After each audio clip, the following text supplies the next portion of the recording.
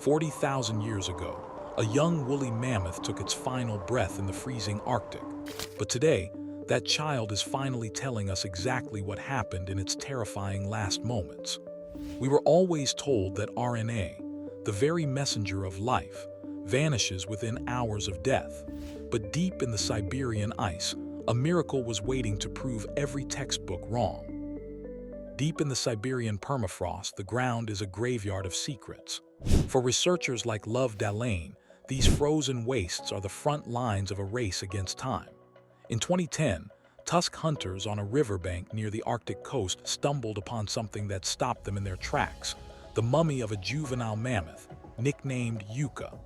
Unlike the bleached bones usually found in the mud, Yuka was exquisite.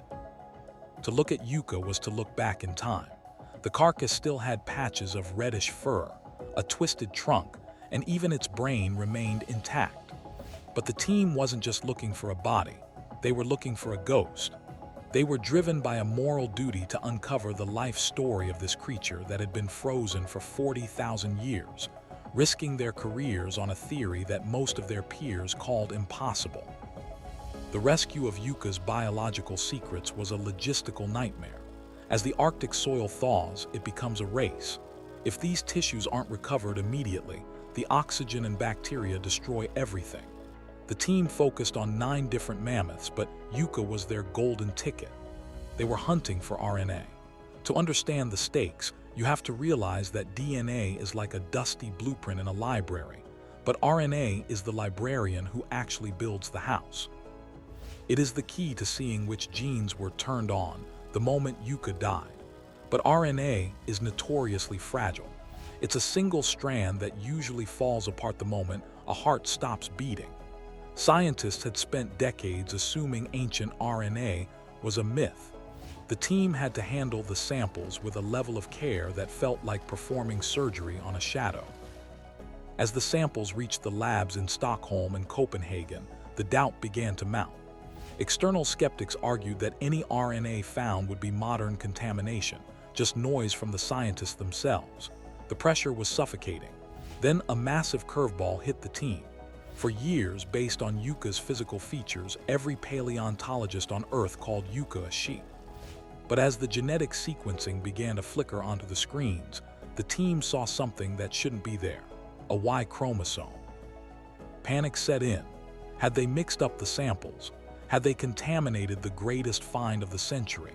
The team had to cross-reference their work with 2 other independent research teams.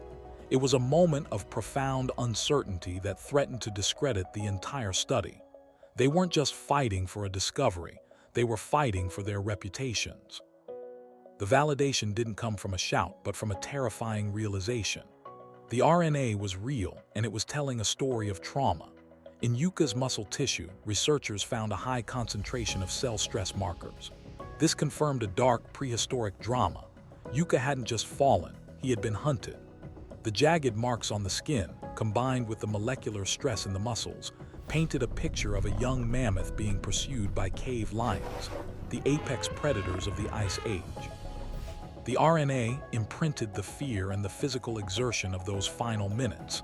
The attack wasn't just a theory anymore, it was written in the molecules. And the gender mystery, it was solved. Yuka was a male, a discovery that forced scientists to realize they didn't actually know as much about mammoth growth as they thought. The impact of Yuka's RNA reaches far beyond a museum shelf. This breakthrough has become a beacon for the future. Scientists like Bate Shapiro and firms like Colossal Biosciences are now looking at Yuka's RNA to solve the ultimate puzzle: de-extinction. By seeing how RNA activated genes for shaggy coats and cold resistance, we now have a user manual for how to build a mammoth in the modern age. Yuka proved the skeptics wrong. He showed us that even the most fragile parts of life can survive the weight of 40,000 years if the conditions are right. It's a lesson in resilience. Yuka's final moments were filled with stress, but his legacy is one of unconditional scientific wonder, a reminder that the past is never truly dead as long as we have the courage to keep looking for the truth.